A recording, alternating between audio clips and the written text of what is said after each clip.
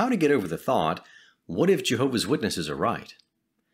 One of the side effects of leaving a cult is the fact that you'll most likely have to battle against deeply ingrained indoctrination for quite some time, perhaps even years. A common remnant for XJWs is the idea, what if they were right and I get destroyed at Armageddon? This is a key aspect as to how cults control their members. Create such an extreme fear of being outside the group that even though you know there are major problems with it, you still have that warning light just blinking in the back of your mind, creating that nervous pit in your stomach. Now, this is something that I didn't have to deal with, and I'll share what I think helped me in this regard. And this seems to be the result for most other people I knew that did something similar. You have to do all the research about the organization, the good, the bad, the ugly, and keep a written journal of some type to remind you of why you left. In my opinion, the single best source for that information is jwfacts.com. Go through every page on that site and familiarize yourself with every bit of knowledge you can regarding the religion, including its history, writings, deception, lies, and hypocrisy.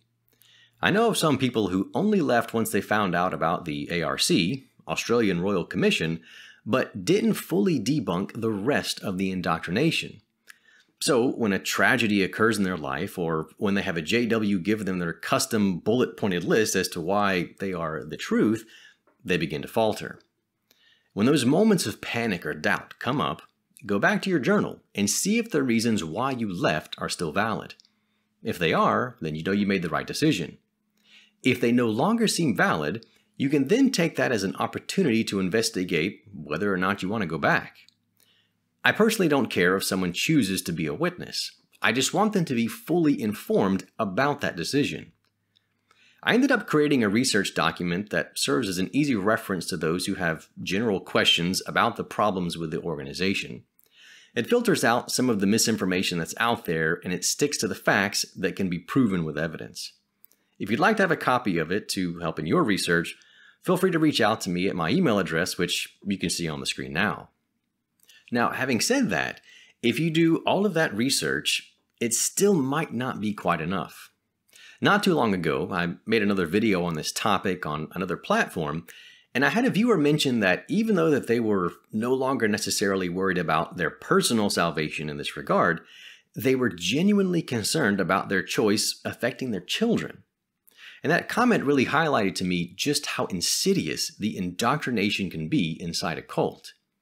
If you're an adult who recognizes that there are major problems with the religion, you could resign yourself to a potential fate of eternal destruction. But in examples like that, it not only affects your life and thinking, but it can then impact the lives of the next generation coming up behind you. And that fear can be so strong, you could be motivated to force your children into the cult, thereby repeating the religious trauma. If you're dealing with these types of thoughts, your best option will likely be to reach out for help from others, and if at all possible, a trained therapist with experience in religious trauma from exiting cults and high control groups. I, of course, don't have any training in this area and can't really give any help other than some of the thoughts that help me to reason on it. What follows are some of the comments I've sent to people who've contacted me. Now, keep in mind, I'm an agnostic atheist, but I think the reasoning still applies, and even those who are still religious should agree with it if they consider there to be a loving God. If God is there, and He's kept Himself and His chosen organization or religion so vague that you even have to guess at it, or it's an organization that has a horrible record of deception and abuse, then it would be evil for Him to murder you for not believing that organization. It should be such a plain decision to every person on this planet that those who choose not to worship Him or join this organization are simply doing so because they don't want to, not because they doubt that He exists or that it truly is His organization. One of my favorite sayings is, live a good life. If there are gods and they are just, then they will not care how devout you have been, but will welcome you based on the virtues you have lived by. If there are gods, but unjust, then you should not want to worship them. If there are no gods, then you will be gone, but will have lived a noble life that will live on in the memories of your loved ones.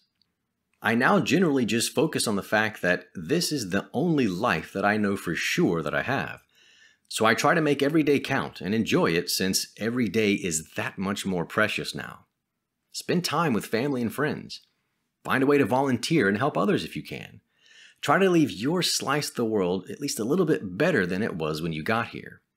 If it turns out there is an afterlife and there is a loving God, it would surely understand the trauma we went through and would judge us based on the good things that we did. For all the previously mentioned reasons, I think almost every single one of us needs some type of therapy or support when we leave, especially if we're the only ones who've left and we've lost all family and friends.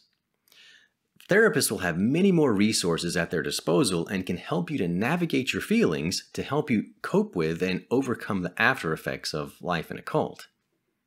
I was fortunate that I had a family member to talk to who wasn't a witness, so I had a way to vent and to work out my feelings on things. Most XJWs don't have that as an option. So again, I'd highly recommend finding a therapist that specializes in recovery from high control groups and cults. It can be hit or miss as to how well you connect with a therapist, so if the first one doesn't seem like a good fit, perhaps try another one. There are plenty of therapists doing online sessions now, and it makes it really simple. If that isn't an option, you can search out local XJW groups in your area using an app like Meetup, or get involved with something like the XJW subreddit. Everyone there is in different stages of their waking up and leaving process. So while there can be some negativity in there, and rightly so, you'll find plenty of people with similar situations to yours, and you may be able to bounce some ideas off each other. If you'd like to check out some of the online resources I've come across over the years, including some books as well, feel free to pause the screen here to take note of these links. Recovering from a cult definitely has its challenges, but it can be done, and it's possible to greatly reduce, if not eliminate altogether, that fear of what if Jehovah's Witnesses were right. Hope this helps.